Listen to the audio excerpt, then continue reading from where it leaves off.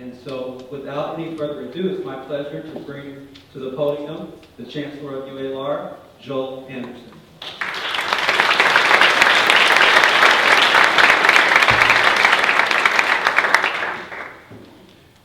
Thank you very much, Dr. Twyman. It's great to see all of you here tonight. This is a wonderful crowd, and I'm particularly pleased to see a large number of students in the audience here tonight, as well as some wonderful representatives of the community.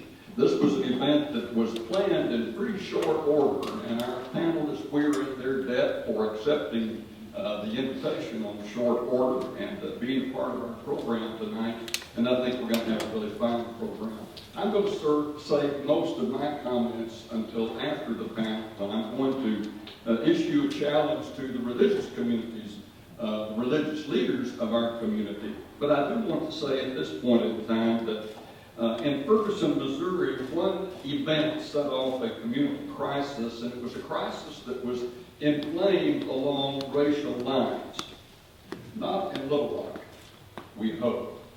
And part of what we're about tonight is thinking and talking about ways in which we can make it less probable that anything like the experience of Ferguson, Missouri would be repeated here. After all, we did back in 1947 have not only police in the streets with protesters, but we also had the U.S. Army present. So it's worthy of our attention and our thought. At the end of UALR Fast Forward, our strategic plan was issued back in 05 and 06. That report ended with 7 pledges, and this is number 5. UALR pledges to be a keeper of the flame on the subject of race. And this pledge represented the recognition that race remains a foremost barrier to social and economic progress, and the university will provide leadership helping to focus on it because it is a deep and persistent problem. And what we're doing tonight, a good number of other activities, represent our carrying out of that pledge. As a matter of fact, the Institute on Race and Ethnicity that we have established here is in some respects an embodiment of it. So welcome. I'm looking forward to the program as much as any of you are. And Dr. Klein, back to you.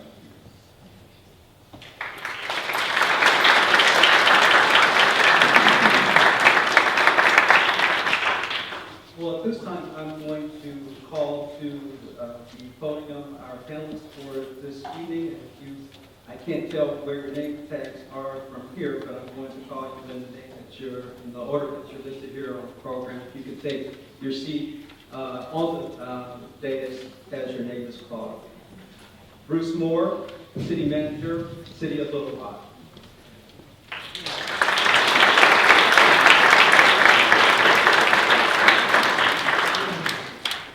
Eric Higgins, Assistant Chief, Little Rock Police Department.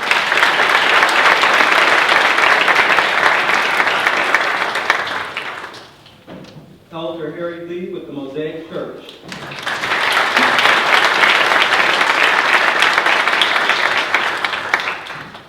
Lindy, Vogado, Associate Pastor of 2nd Presbyterian Church.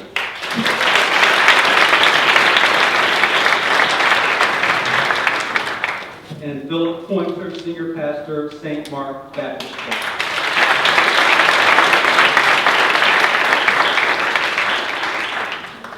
So at this point, since each of you has prepared to provide remarks in the neighborhood of 7 minutes each, we will begin with Mr. Moore and continue with Mr. Higgins, Elder Lee, Associate Pastor Lindy, Vogado, and then Senior Pastor Phillip Pointer.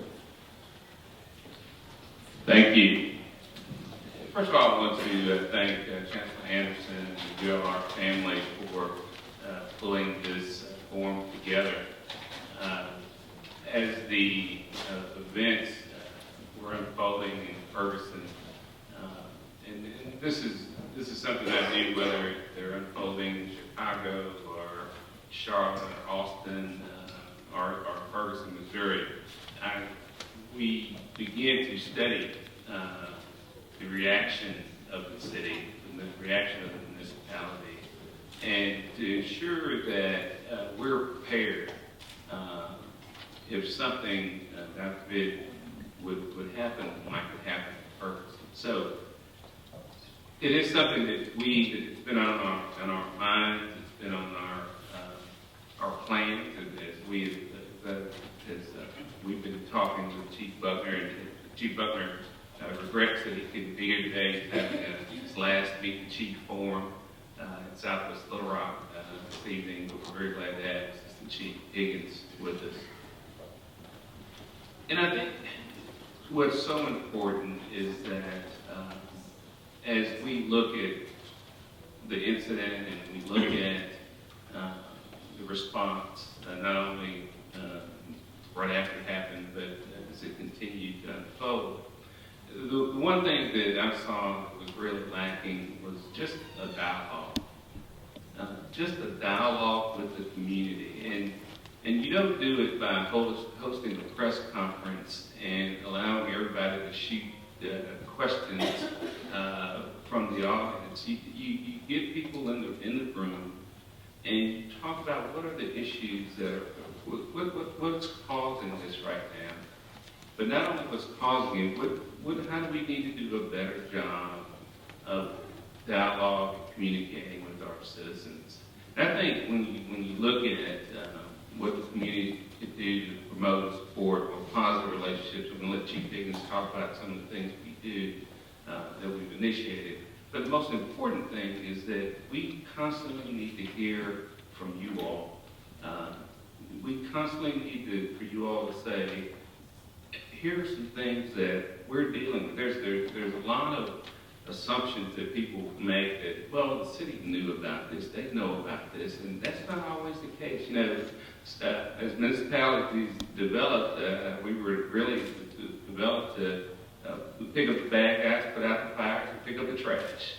And those were the three main areas that cities evolved from and examined. But now, cities have to do more than that, and we right now not only is the police department a significant portion of our budget, but we also put $5.5 million a year in prevention and intervention every year in the city of Little Rock. So I think again one of the most important parts of this is the continued dialogue, whether it's forums like this, whether it's other activities that the city hosts, like neighborhood associations and National Night Out that's coming up in October. But we've got to constantly have that dialogue so we can interact. And with that, I'm going to ask Chief Higgins to talk a little bit more specific about some of the programs that the police department has. Chief.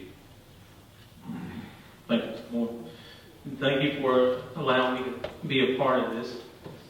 I think when we look at the police department, I'll go to police first and then go to the community. In the police department, we have to engage the community. It is not a matter of us being just a law enforcement agency. We have to be a community-minded agency because we are part of the community. And we have to continue to emphasize community policing. And it's not just for the officers that are on bicycles or on horses. It's the officers that are driving the police cars. And it's a continual battle to re-emphasize that. As we continue to train our officers to focus on the community is not the enemy. The community is a part of us. And everything we do is to improve the quality of life of the citizens of the city. You know, the steps that we've taken, some of you may have seen on the news about the OK program.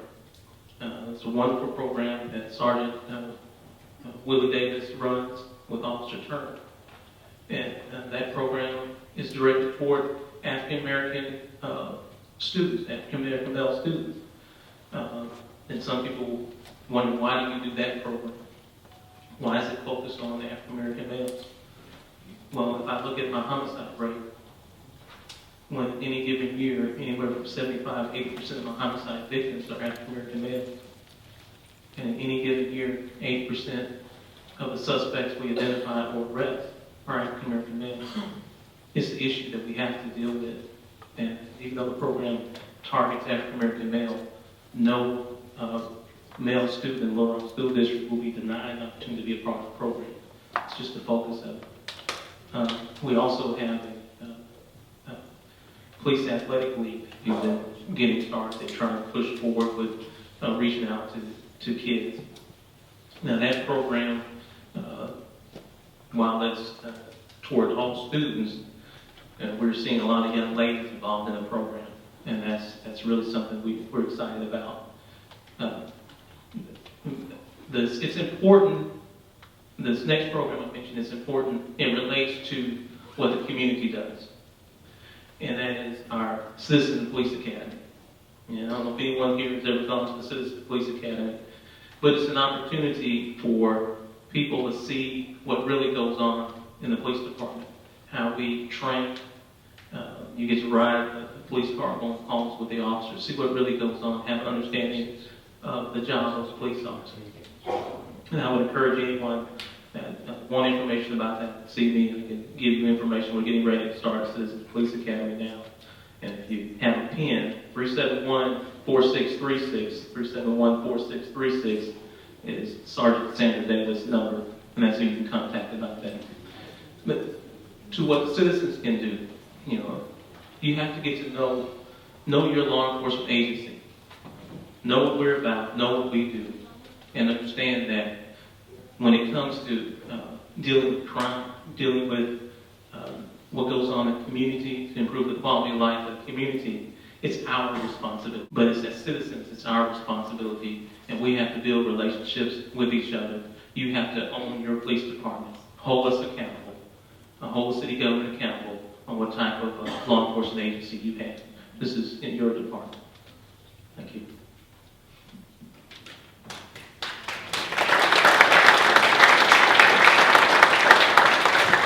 Thank you very much, Eric.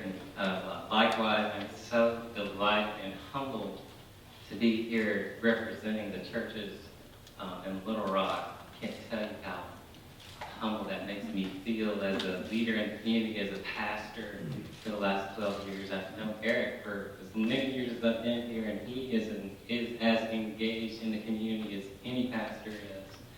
And we are very, very fortunate to have him here. And likewise for City Manager Moore, who has been so supportive of pastors and churches in the area. Of course, UALR has set the foundation for us to talk, which is such a huge part of the issue. And as a spiritual leader in the community, I really firmly believe that the church is ordained to deal with racial reconciliation. And it flows out of two very important concepts. We're called ministers of reconciliation. The Apostle Paul has told us that we have the message of reconciliation. And so, first of all, we always talk about how important it is to understand the spiritual foundation of that, because first of all, the first reconciliation is between man, woman, and God.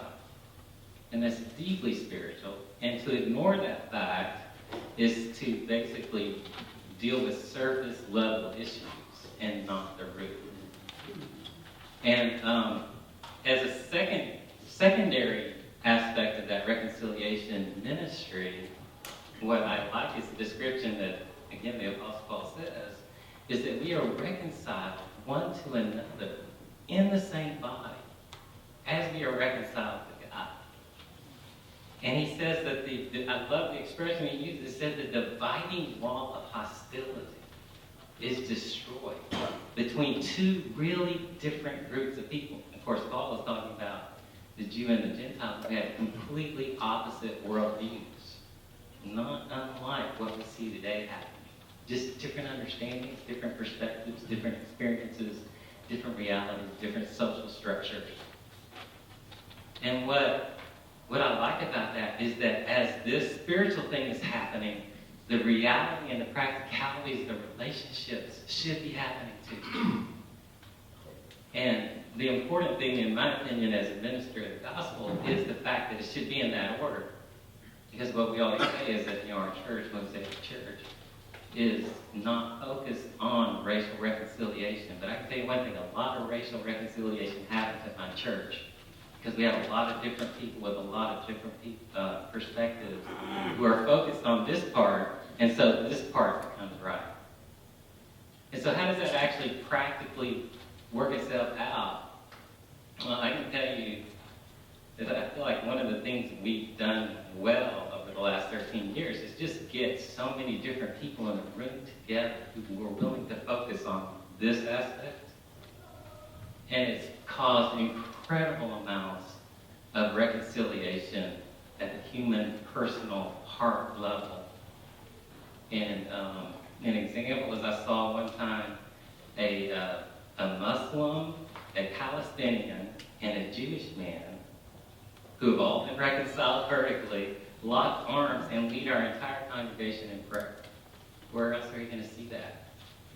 I've also seen African Americans and whites confess their bitterness, their hatred, their racism, their dislike, their distrust for each other. And how through this, the vertical aspect of the relationship in the spiritual world, they've been able to overcome those things. And so personally, I see a lot of that stuff happening. And that's why I'm convinced that the answers are truly spiritual. And then out of that come systematic or system level types of ministries where we're trying, it just flows out of the fact that we are reconciled vertically and horizontally. And so we're out to make our community a better place, and it comes out of who we are. So we're always ministering to those that have been disenfranchised, ministering to those who have distrust towards, quote, the system, whatever that system might be.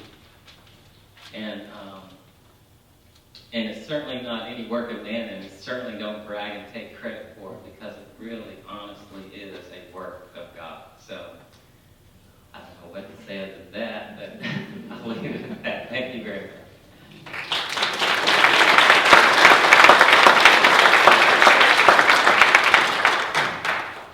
Like my colleagues, I'm also grateful to UALR for hosting this important conversation, and I'm also grateful to be here tonight.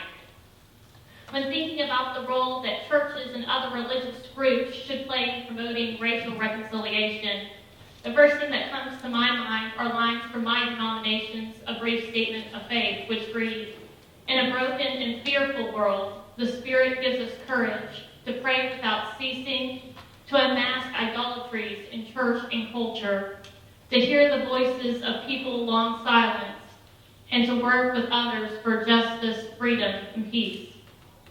To me, this is a vision of what the church at its best can be, and I believe that my brothers and sisters of other faiths would lift up many of these values as well. Of course, I suspect most of us can think of many examples where the church has failed considerably in this regard, whether it be related to racial reconciliation, or gender equality, or LGBT rights, or our care for the poor and marginalized. I think there are times the church and its members do as much harm as they do good, and that is a tragedy. But the good news to me is that while the church is imperfect, the gospel we believe in is one of transformation and renewal. And it comes with the promise and the challenge that we can be better today and better tomorrow than we have been in the past. One of the most powerful things I believe churches and other religious groups can offer our communities in the work of racial reconciliation are the tools of relationship building. Relationships are key to religious communities, and I think religious communities and their leaders can model such interconnection to the wider community. That being said, I believe that some tasks in this type of relationship building are different for predominantly white churches like mine than they are for multicultural or predominantly black ones, largely because one of the realities of white privilege in our society is that most of my congregation members don't have to consider issues of racial injustice unless they choose to do so. I think one of the most hurtful aspects of the situation in Ferguson was that 3 of the common responses of white people to the killing of Michael Brown were blame, denial, and apathy. I think predominantly white churches must begin prioritizing issues of race so that there becomes a common understanding that willful ignorance of injustice is both unacceptable and unfaithful. I think another task of predominantly white churches is to help their congregations confront racist structures in their midst. One important example of this in my congregation was in the summer of 1957, shortly before the integration of Central High School, when our then pastor, Reverend Marion Boggs, opted not to preach his regular sermon one Sunday, and instead had what he called a heart-to-heart talk with his congregation. While we would find parts of his talk problematic today, as they do reflect the time that they were written in, Reverend Boggs nonetheless clearly and directly argued that segregation was antithetical to the gospel of Jesus Christ, and he called upon the congregation to support all efforts of integration. In his talk, he also acknowledged that some would criticize him for speaking out on something so controversial, but he said that those who disagreed would likely continue to disagree. But for those who were sincerely struggling to do what was faithful, they deserved to know how their church felt about it. I think predominantly white churches should still aspire to provide that type of moral guidance for their people and not abdicate that role to polarizing figures in the media. Finally, in regards to ways churches can work for racial reconciliation, I believe predominantly white churches should seek to be in relationship with a great deal of humility and with the intention to listen. Racial injustice is not something most members of the white community know very much about or understand very well. And when we do work to be in conversation about it, we are going to make mistakes. And that makes us really nervous and it makes us uncomfortable. But being uncomfortable is far better and far more faithful than being blind to the realities that our neighbors face and experience. And I think the church can help us hear our call and give us courage to work for a stronger community. In regards to the work of Second Presbyterian Church, our church has a long history of community engagement. Each year, we give about 25% of our budget to organizations and agencies outside the walls of our church. And we have members who volunteer at most of the organizations that we support. Some of those organizations provide direct services like food and shelter to those in need, while others, like the Just Communities of Arkansas, for example, work with other community leaders to work for causes of systemic justice. Our congregation was also an early supporter of the efforts of the Promised Neighborhood. Internal to our own church community, we hold church-wide Sunday school classes on issues of justice, such as the use of the death penalty in Arkansas and on immigration reform. At an ecclesial level, and especially in the last couple of years, the youth group of our predominantly white church and the youth group of the predominantly black Allison Memorial Presbyterian Church have partnered to do mission trips and attend youth conferences together. This involvement being noted, our church still has much to learn and has a lot of room to grow in efforts to work for racial justice and reconciliation.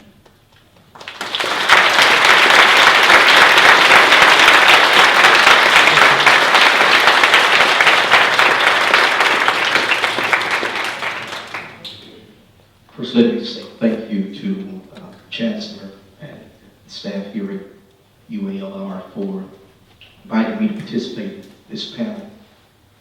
It's my firm belief that these kinds of dialogue are so critical for our community because they breed trust, encourage cross-cultural interaction, and provide a forum for healthy exchange of ideas that can make our city safer and more prosperous. Certainly the events in Ferguson, Missouri arrested all of our attention, albeit in varying ways. Racial reconciliation is a sticky subject. I believe we have to discuss it with a great deal of care. I think that one of the great enemies of actual reconciliation is denial. The St. Mark Church hears me say often that denial is not deliverance. frankly speaking, it's hard for persons who have not and are not experiencing oppression to understand exactly how prevalent the problem is. As a relatively young African-American male myself, I regularly experience clearly racially motivated suspicion in varying ways. This happens as I travel around the country, in other parts of the world, and unfortunately, at times, in our own city.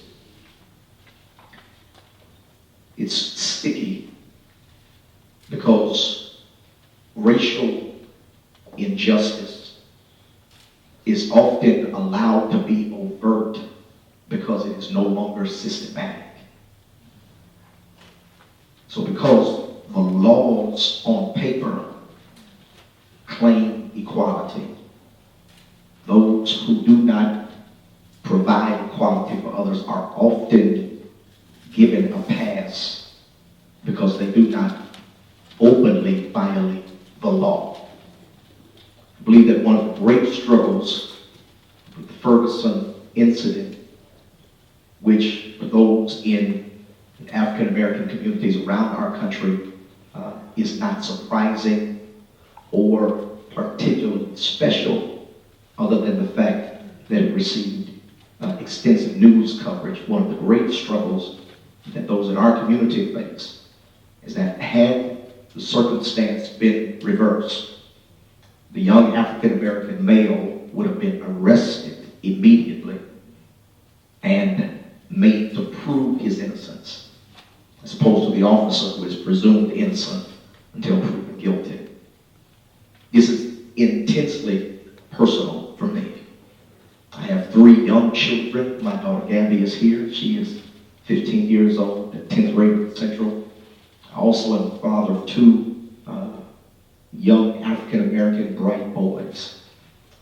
And to grow up in a community or country where their lives might be taken without any sense of justice burns me deeply. So, as a religious leader, what is my sense of what religious institutions must do? We must primarily concern ourselves with the care of those who are under our immediate charge. That is, those who are members of our churches, mosques, and other religious institutions, as well as those in the surrounding communities. There are a few ways we do this. One, I think, primarily is to promote care for families. The concept of family has been changed, as it were, in postmodernity. There is no such thing anymore as the traditional nuclear family. And so it is our responsibility to make sure all you understand that it does not matter the family dynamic that they come from. Their family should be whole and healthy, and we must promote that from our pulpits as well as through our ministries. I think a very significant secondary issue then is that we have to minister to the fatherless. The statistics are startling. In the African American community, it's said now that 3 out of 4 children are born into fatherless homes. I don't know if you heard that. I'm going to say it again. 3 out of 4 children are born into fatherless homes. And whatever the nature or makeup of the family is, there is no substitute for the presence of a father. But there must be some type of ministry for those who experience the pain of a father's absence. Thirdly, I believe that religious institutions must participate in aggressive advocacy. The culture is set up now to dissuade religious institutions from aggressive advocacy. We are called on for healing. We're called to do invocations and prayers, perhaps benedictions. But aggressive advocacy requires more than just our written prayers in public settings. We must engage our lawmakers and our leaders in a way that holds them accountable for the decisions that they make that affect those who are considered the least and the lowly. We then must speak to the core needs, fourthly, of the oppressed community. Those who are oppressed often respond in frustration and aggressiveness. We see this in Ferguson, in the looting, the rioting. We had this discussion I had this discussion with some colleagues who were concerned about what they considered a violation of the nonviolent ethic of Martin Luther King by those who were in Ferguson. And the words they said to me words were, I don't see how our people, that is African Americans who are frustrated in Ferguson, can go out and destroy our own community. And I had to remind them that our community is not our community, and that we don't own any of the stores, the convenience stores, or the gas stations in, quote unquote, our community. And so we feel in many ways, and I'm speaking generally, as though we are visitors, even though we're residents, still aliens and not quite fully citizens. And so that sense of aggression comes from this frustration of the inability to fully grasp what we perceive as our piece of the American pie.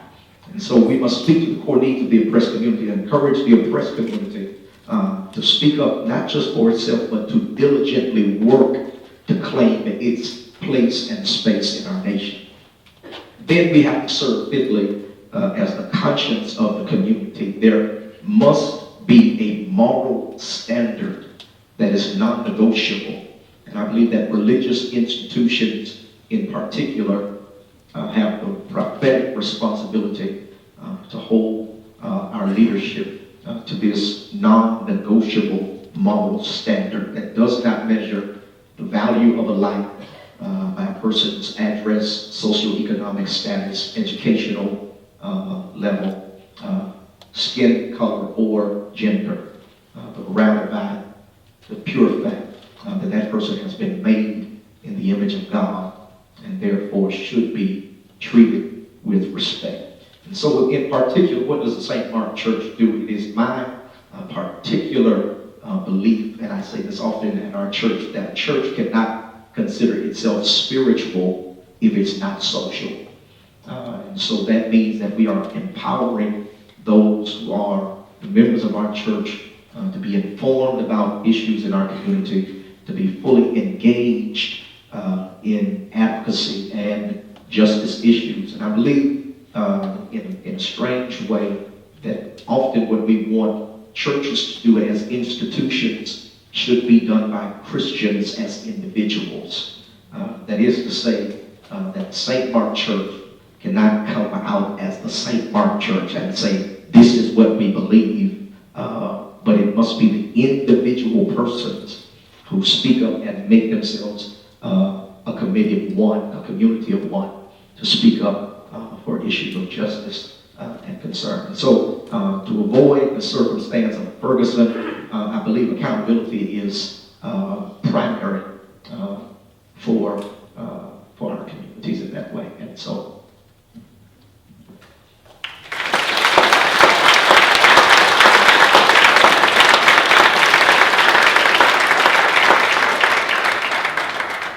Thank you, and all of our panelists. I'd like to also recognize the presence of the Mayor of the great city of Little Rock, Phillip.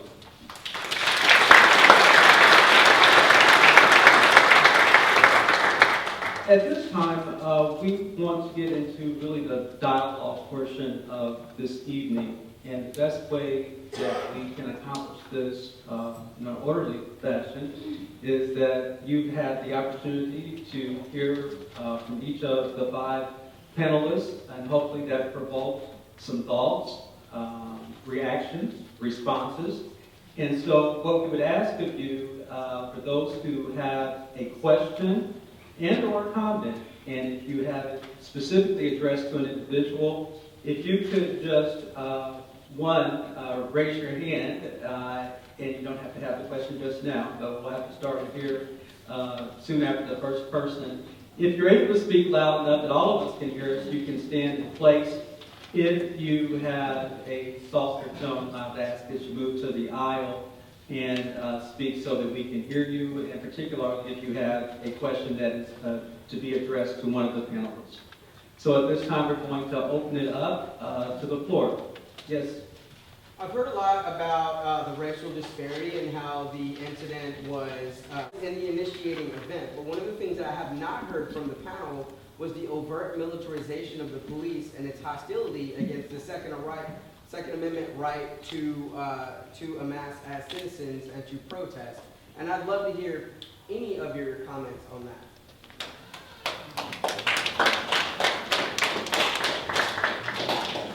Thank you for your question.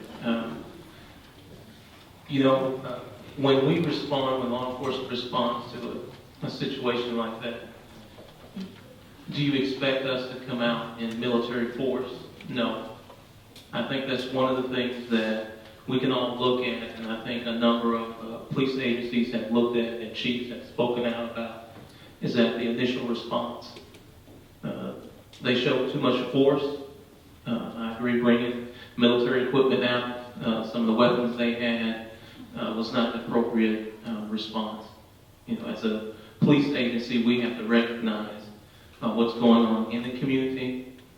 I think we have to have a relationship in the community so that when a situation like that arises, that we can come and we can approach individuals and have a conversation, talk about what the issues are and how we can, even with protests, how we can do it in a peaceful way and allow people the opportunity to express themselves. Here in Little Rock, we've had a number of protests that people didn't have the right permits, but we allowed them to have their protest, to walk the street, sometimes walking in the middle of the street like we did last Thursday of last week. And our role was to ensure that they were safe and communicating with them in their intent. I think that's one of the things that Ferguson failed in, was to respond aggressively. And I think if any agency that looks at that will say that that was a mistake. Would any other panelists like to address that same question? Could you state your name, please, before you ask your question or provide a comment? Sir? Johnny Hassan. I have two questions. The first question is, we had an incident on the 12th Street corridor where a police officer shot a fleeing individual who supposedly had stolen drugs. I won't give detail, but could you give us the procedure and what action is taken when an individual is shot in the back, based upon what the crime scene said? What are the procedures to dealing with officers who do things because drugs are not stolen, it was not a felony committed? And the other issue is, could you address the concern that's been raised by the National Bar Association about 25 cities about the investigation of misconduct of police? This has been the Arkansas Times report. I'll take the first question. On 12th Street, I won't get into the details of that incident, but anytime we have an officer-involved shooting, there's two investigations that go on. One is a criminal investigation, where we have our crime scene unit comes out, our detectives come out, and we investigate the scene as if it were any other homicide that we investigate. In addition, we have an administrative investigation, determine if any policy violations occur. The criminal investigations is looked to see if there's a law violation. And when we, on that criminal investigation, the detectives put the case file together and they send it to the prosecutor's office. And the prosecutor's office determines whether or not charges will be filed. And even if you have a situation where an officer isn't charged, there may be policy violations because our policy within the police department is more strict than the state law allows on use of force. And in that situation, our response to that, I think, was appropriate. And I'm not talking about the shooting itself, but the officers coming out and how we handled the situation. Yes, we had a crowd gathered, and what we did was approach individuals in the crowd. Did you see anything? Did you have any information? Part of the issue on that day was that there was a lot of misinformation that was put out. There was information out on Twitter, I think on Facebook, that said there was a 10-year-old kid, a 12-year-old kid, and we shot him multiple times. A lot of that information was not correct. Since then, the police department does have Facebook, and we do have Twitter, things like that, to try to counter that information when false information is out, to try to get accurate information. And back to the scene itself. There was at least one pastor on the scene that I know I have contact with, and that pastor would tell me there's someone in the crowd that says they saw what happened. Well, then we'll get that person, get them with a detective to get a statement, because our goal is to find out the facts. We want to know exactly what happened, and it's our goal to release as much information as quickly as we can, so that there's no misunderstanding of what we're doing. It's our goal that I believe that most officers in the police department, last thing they want to do is take a life. It's very traumatic, and we want to ensure that we do a proper investigation so that the community can trust us, and that we won't try to cover anything up. And if there's ever any questions about it, we're open to the family, because you still have 2 victims in the incident. I want you to know, just because a police officer shoots somebody, that doesn't mean we're okay with that. That's very tragic. And we have to deal with the victim's family. We have to try to ensure there's trust. And yes, we have to deal with the officer, whether it's a justified shooting or not. It's still traumatic, and we have to deal with that. We have to deal with the perception that that incident creates within our community. And it's an ongoing process. We can't bank on what happened 2 years ago or 3 years ago. Every day when we do our job, when the officer's on the street, we have to ensure that we are treating people properly, that we show people respect. And we have to hold our officers accountable, and it's very important that you hold them accountable. You let us know when we're doing something wrong, but I'd also ask you let us know when we're doing something right too. Janet, regarding the National Bar Association, we found out about that inquiry about the same time everyone else did. We're going to be very cooperative with turning over any of the requested information, whether it's the police department or any department in the city. We want to be very transparent. We want outside groups looking at what we do. The Little Rock Police Department is one of the few departments in the state that is an accredited department. Because of accreditation, there are certain standards that they have to meet on an annual basis. So we're aware of it. We're going to cooperate and be sure to give them all the information they need. And I think the next step is once they compile all of it, they're going to review it, and then problem cities that they perceive as problems, they're going to ask the Department of Justice to review also. So we're going to be very cooperative. I'm going to take the hand over here first. If you could stand, please, and state your name. My name's John Adams.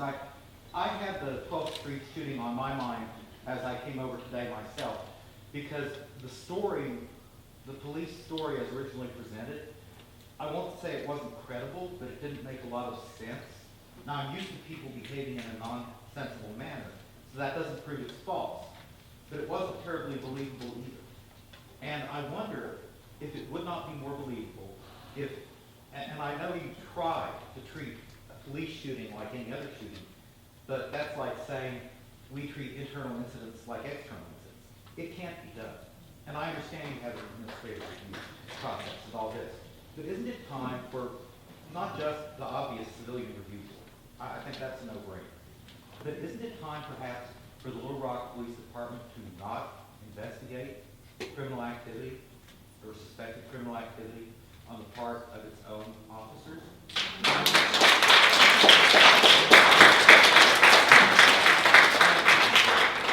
The reason I say this is from looking at some non-police but civilian allegedly self-defense shootings. And quite honestly, it seems like the charging decision isn't made by the prosecutor, but by the police officer at the scene, by their discretion in what they investigate, what they don't investigate, whether or not they take someone down and grill them, or they sort of give them a pass. So it seems to me that if that sort of bias seeps in sometimes, and say a homeowner shooting, surely it's going to seep in. Just like I don't think anyone really believes that someone whose dad is on the police force is necessarily going to get the same treatment if he's a police officer that someone else would. I'm thinking of the Josh Hastings case. You know, do I necessarily believe that investigation was certainly impartial? Probably so. You seem like an honest guy. But I'd rather see it presented by a systemic outside agency, not y'all.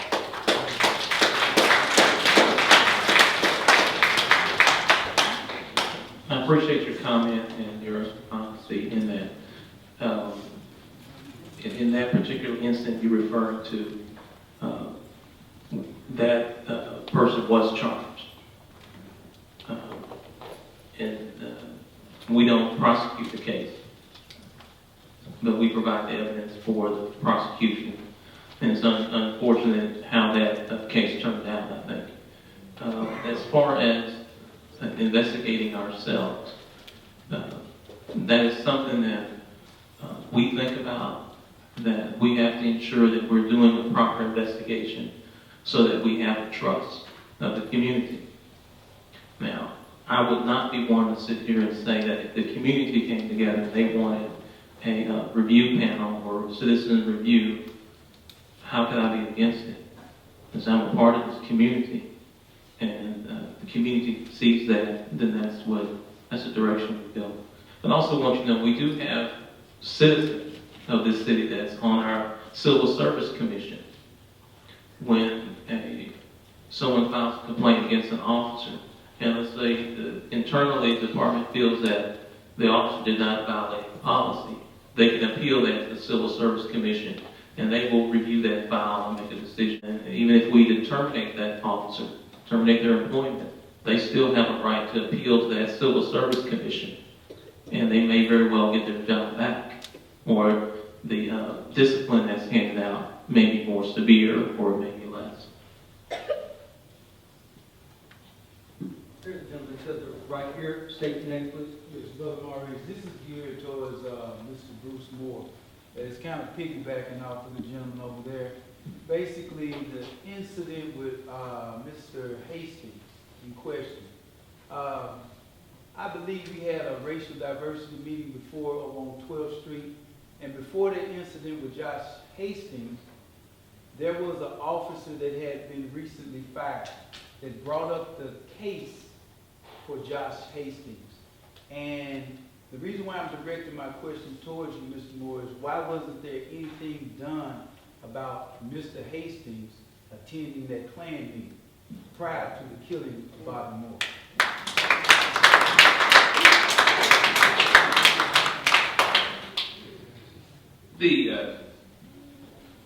And I'm really, I need to be somewhat careful because, one, Mr. Hastings, who was fired by the Little Rock Police Department, is appealing his termination. So I really need to be very careful about how I respond in this particular incident. But I want you to understand and know that that was vetted through the chief's office, and the decision was made to hire Mr. Hastings. I will say that I think the examples that have come up regarding Mr. Hastings, I mean, this was an internal investigation by the Little Rock Police Department, and it resulted in a termination. That has not happened in decades in this city. So, again, I can't get into specifics about that, but it was known, it was vetted, and the decision was made to hire Mr. Hastings at that time. Just gonna go back over here to the left. Yes, sir, Yeah. front row. My name is Lakeith Bill. I'd just like to make a comment concerning in the early days, I was one of the co-founder and president of a group called Dignity, doing a God name incredible thing himself. And I said that only to say this, that the police department could only do so much. It's got to be a community that raise up and do something in the community. I mean, we talk about the police officer killing somebody, a white police officer killing somebody black, but we have murders in our city, in our backyard every day. Do we put in an importance on our own self? And I'm not saying this to be, but we have to speak truth. If we're going to deal with truth, we got to deal with truth across the board. I mean, we have to do something as African Americans in our own community, the police, our own community, and don't worry about being labeled as a snitch. And we got all of these atrocities taking place in our backyard. Our kids are killing each other. But we won't speak out a word when the police come down the neighborhood. We can't get one witness to stand up and say Junebug did. Neighbor did. I mean, we got to get it wrong. And we talk about the church and the racial problem. You know, Dr. King said the most segregated hour is 11 o'clock on Sunday morning. And I appreciate the pastor here when he said he had a university church that included people from 35 different countries. I mean, we got to get out of the notion of our houses of religion and start waiting on the sinners to come to the church, but go to the center because the work is in the street. And they don't come to the church because they clean, they come because it's dirty. So I hope that we get past our racial identity and start dealing with our human identity. And then I think this will become a better world. I'm a Muslim, you a Jew, you a Baptist, or whatever. We got to get beyond these small boxes that we are in order for us, because the whole world is in trouble. If we look at the Middle East and what is taking place, it ain't about ethnicity, it ain't about race, it's about our human identity. I just want to share that as spiritual for the room.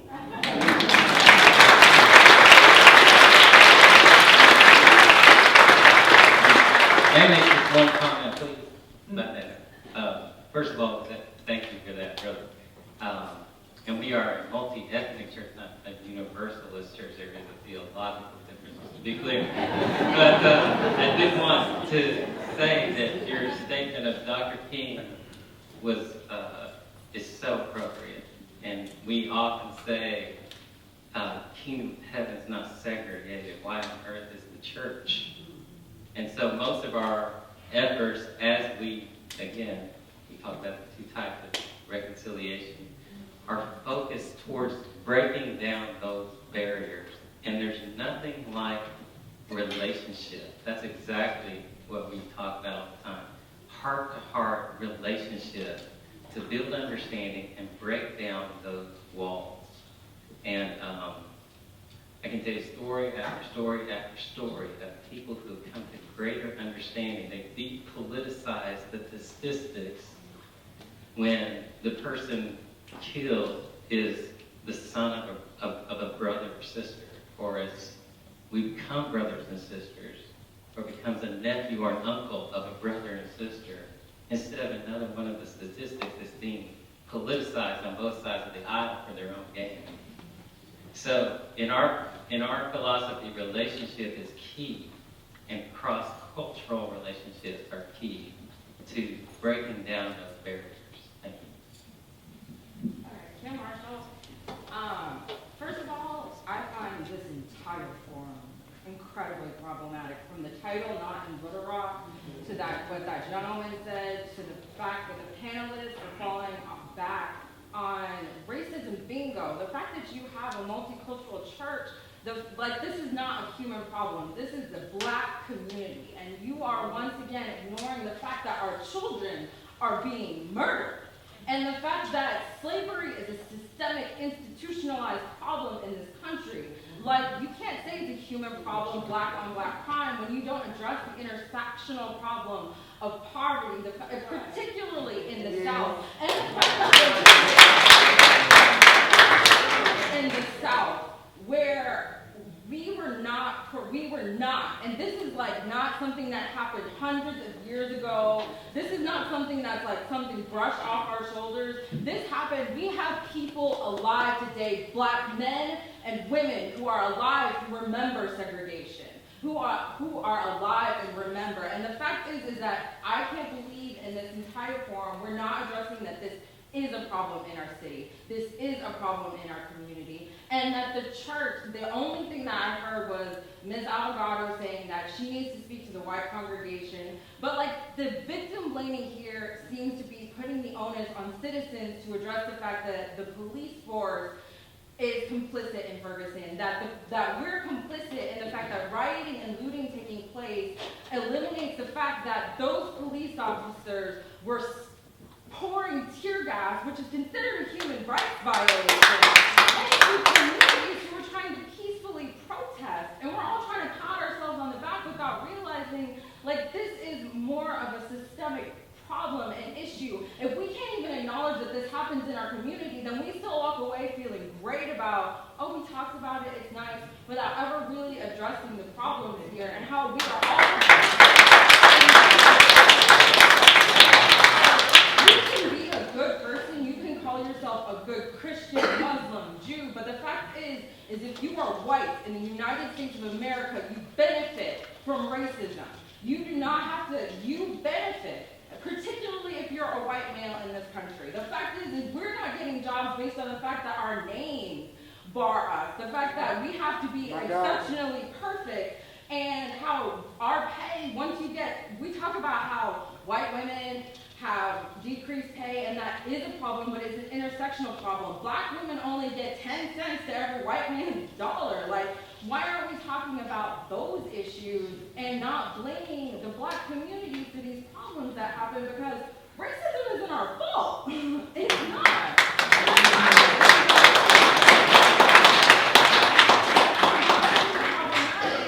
But we're still saying, oh, well, we have to do this, we have to do this.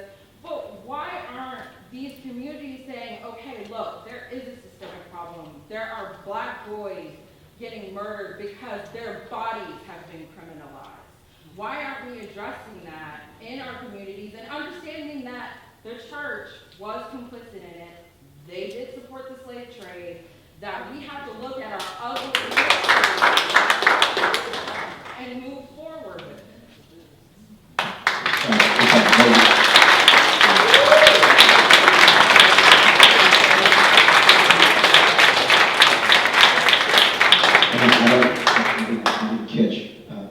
Sister's name there, but if I may just speak a bit to your concerns, there are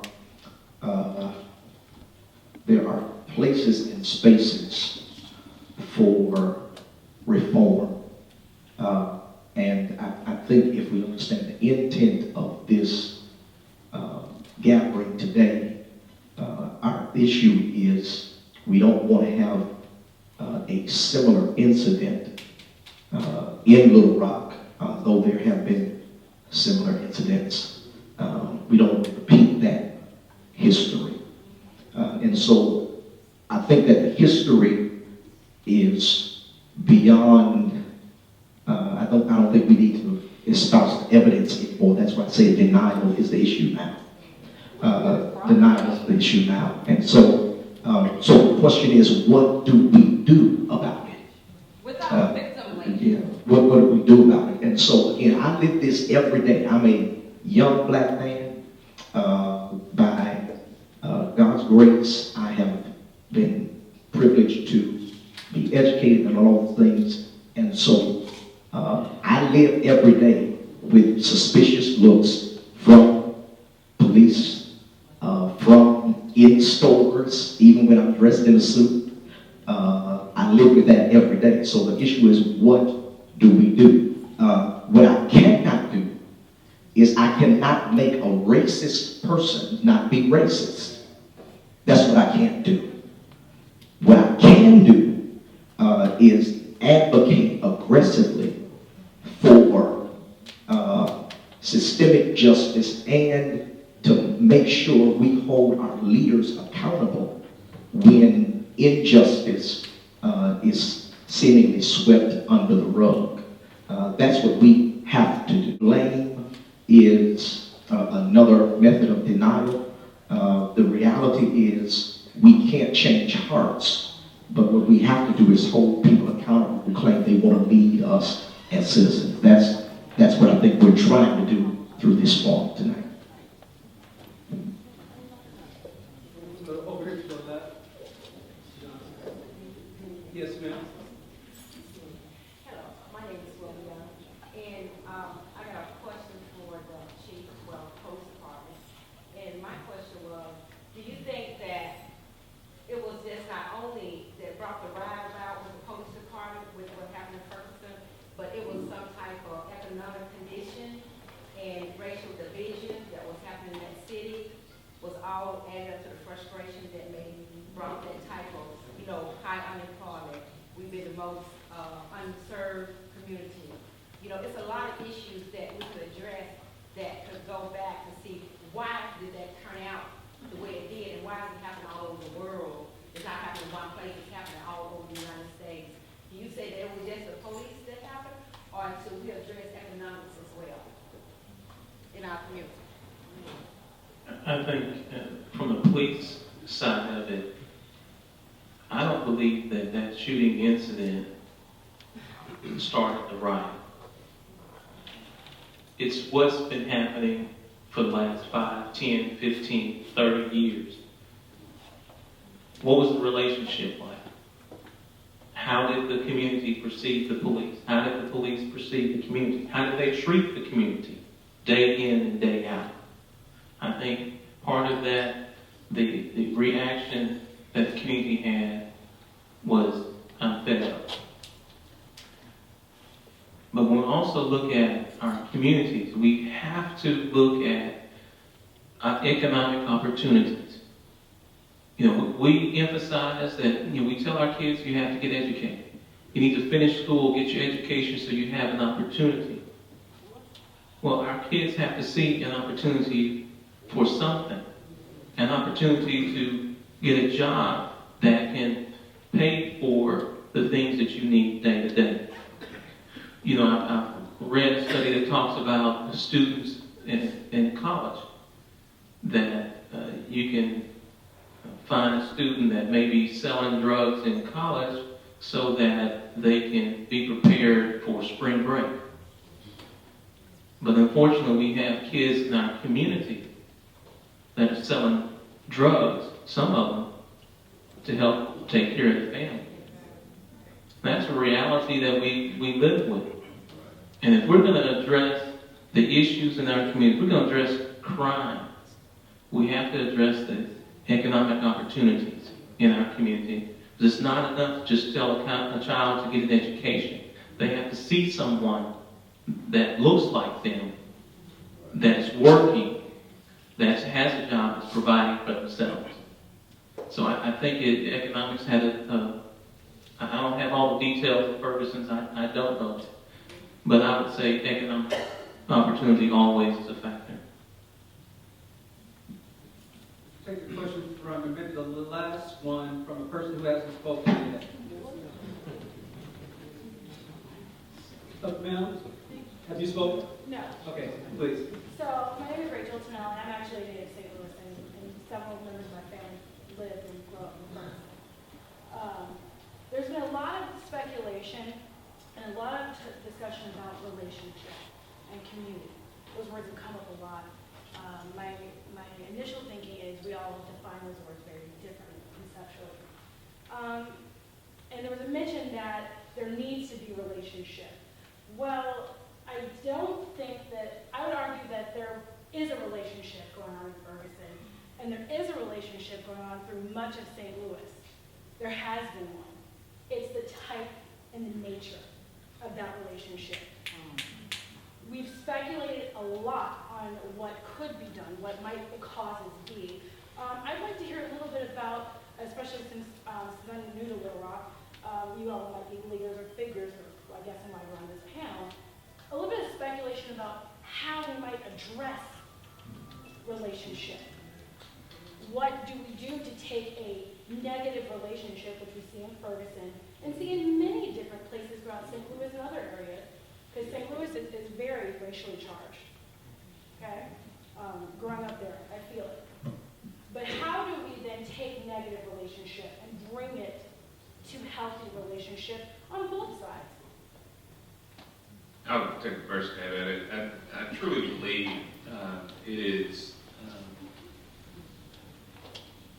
getting comfortable with people that don't look like you, and that the people that don't talk like you, people that don't live in the same neighborhood you do.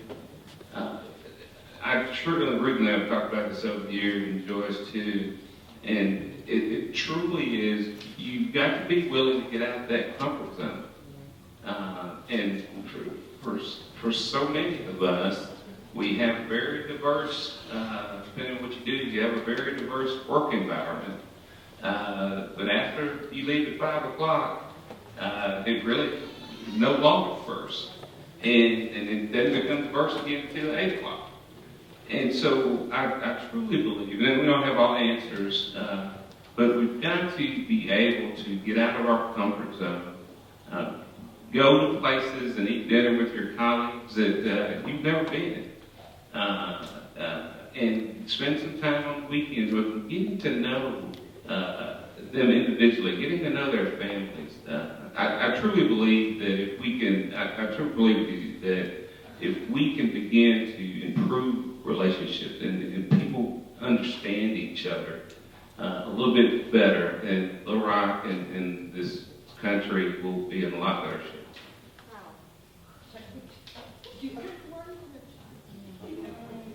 We're going to take one more, and it's going to be a comment/question from Sarah Elliott. Yours. You'll have the last word. Yeah, I feel the pressure to make it good. I was not even, I just put my hand up because I feel the need to say this. I so appreciate what you said about building relationships. But the thing that's constantly on my mind, and I've had to live this since I was a kid, we have to give each other space to be wrong. And space to say stupid things and not be smacked down because you did. Because if we don't do that, we can't talk to each other. All right. People will freeze up and never say what they need to say. Therefore, relationships can never be forged because I know if I say something and I get it wrong, you're going to be in my face. And you can't do relationships in your face like this. We all feel very charged about this. But I have to find a way that when you come at me like this, guess how I'm going to come at you? And for this is too important to our city, to our kids, to all of us, for us not to be able to subvert some things so that we can move ahead. I think that's core to anything we're going to get done. I want the privilege of telling you what an idiot I think you are. I want that privilege, but it's a privilege I should not exercise if I'm going to move forward. And I think we just need to know that.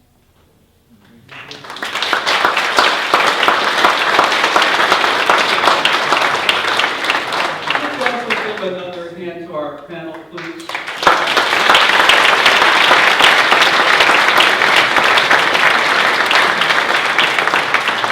No good dialogue like this goes forward without a call to action and the next step. And so with that, I'm going to turn the podium to Chancellor Anderson to give us just that challenge and close us out.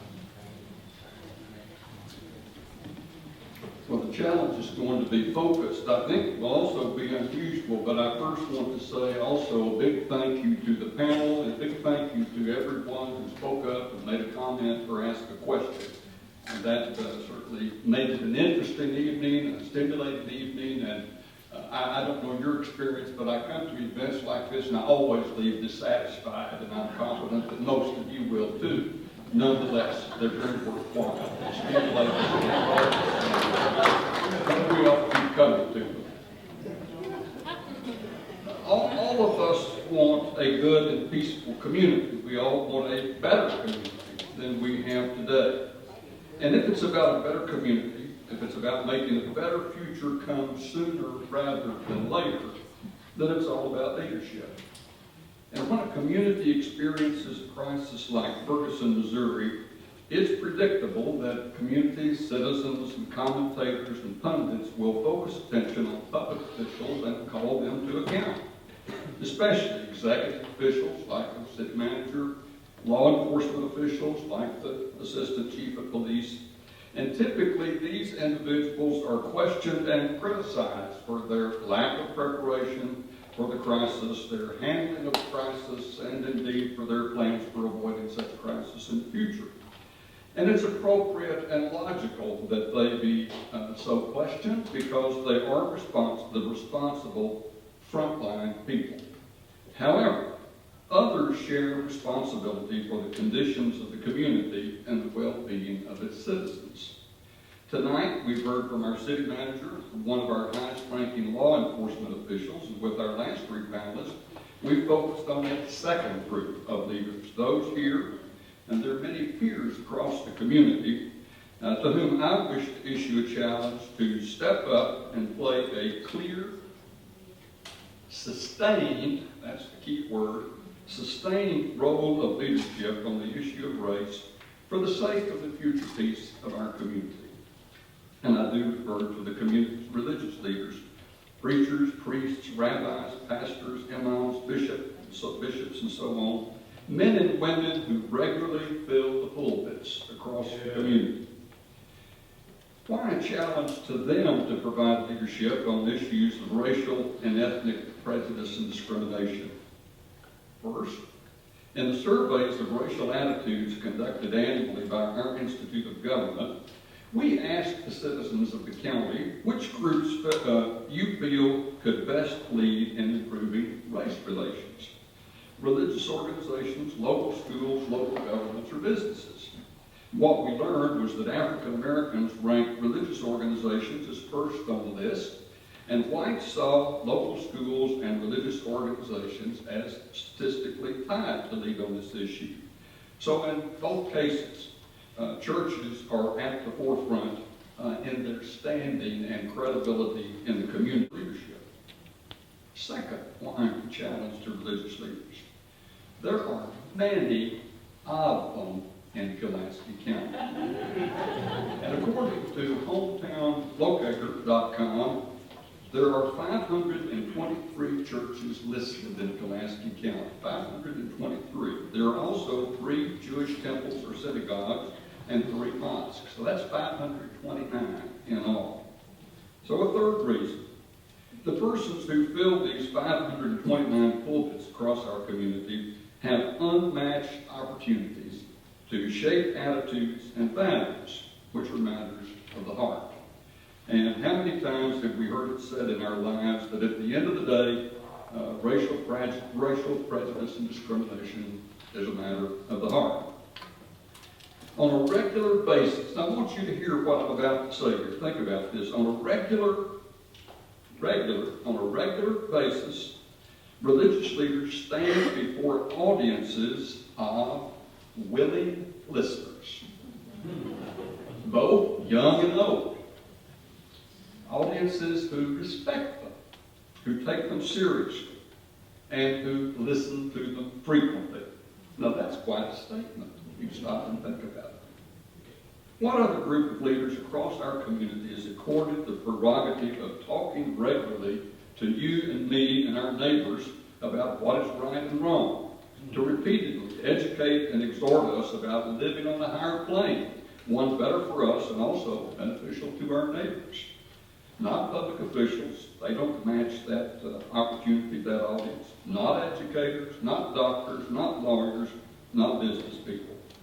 On matters of the heart, this is a group of leaders who have much to offer and they have unequaled opportunities for moral leadership in our communities. Now, the United States Congress adopted civil rights legislation in the 1950s and again in the 1960s to forbid discriminatory treatment of minorities and to promote equal opportunities, at that time, particularly for African Americans.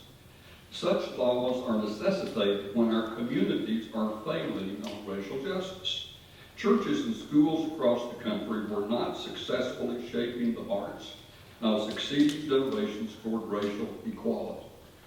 The law, with its compulsory provisions, has accomplished much in requiring different behavior, and it's also changed hearts through its socializing influence over time.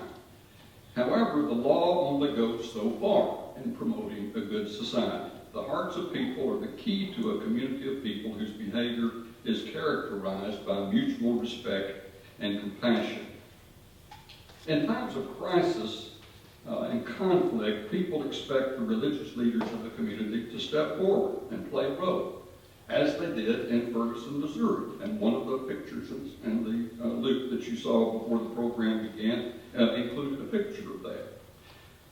So they're always called on in crises to step forward, and bless their hearts, some of them always do. Spiritual leaders are looked to at such times because, imperfect human beings though they are still symbols of peace, compassion, justice, reconciliation, and forgiveness. And in times of conflict, people instinctively know those characteristics are keys to resolving the immediate conflict. So surely it's fair to direct a challenge to such leaders in our community and say, please step up and provide sustained leadership in our community on the issue of racial justice. The issue that was and has been the oldest, deepest, and most consequential moral issue, as well as political, social, and economic, that our nation has grappled with since its birth. It was the root of an awful civil war in which Americans killed Americans by the thousands for 4 long years. Issues of race and now ethnicity intersect and are entangled with every major challenge our governor and legislators face year after year, as well as our city officials, education, healthcare, social services, prisons, taxations. See how many major problems we face that you can think of that are not made harder by issues of race and ethnicity. So here's the challenge. Twice a year, at least twice a year, deliver a message with a principal focus on some aspect of issues of race and ethnicity. The major issues of racism, white privilege, and inequality boil down to the choices individuals make in daily activities. I'm going to say that again. The major issues of racism, white privilege, and inequality boil down to the choices individuals make in daily activities as we interact with each other. So I say to the religious leader, make the subject of racial fairness and equal treatment to be present among your parishioners so that they come to recognize moments when they might make a positive choice to foster stronger relationships across racial lines, or to understand the perspective of someone who is different, or to use whatever influence she or he might have to help another person succeed. Also, this is part of the challenge. Each year, at some time during the year, have an additional class or activity or workshop or outside speaker or panel that addresses an issue of race. We all say we must do more than talk about the problem. I'm sure we agree on that. We must do something. But friends, we are still in the early stages, sad to say, of racial equality and justice. And if you can get folks talking about race across racial lines, such conversations are a significant form of doing something. Because face it, in all of these congregations that I've mentioned, with rare exception, the members would just rather be silent when it comes to issues of race. There's a kind of code of silence. In effect, they'd rather leave the subject alone. And that's especially the characterization of majority white congregations. By discussing aspects of race and racism, faith leaders can help many more people see that there is a problem and there's work to be done by all of us. White people must acknowledge the heavy burden of responsibility we bear for achieving racial and ethnic equality. we are complicit in the situation that we face today. We must acknowledge that white privilege is not one individual's advantage, but a dominant cultural reality. African American people, on the other hand, must acknowledge the anger and the bitterness that often characterizes their communities can hamper reconciliation. And this is not a zero-sum game. We can be different and we can be equal.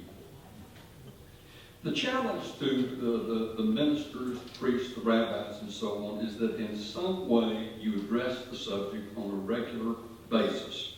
One and done every now and then will not do. And given the deep roots and the scope of this issue, now a casual observer or people in the audience tonight might ask, why don't you challenge them to do more? Because you know, if you're a minister, leading one of these congregations, and I know that for most of you, these steps would not be small steps. If you have to be bold to address the subject, we like to say here, you have to face it to fix it. So, be bold. A few decades back, any white minister who was bold on the subject might have suffered the same fate as some of the old Hebrew prophets. When they proclaimed the word of the Lord to the people, sometimes the response was not applause, but was a bunch of big rocks.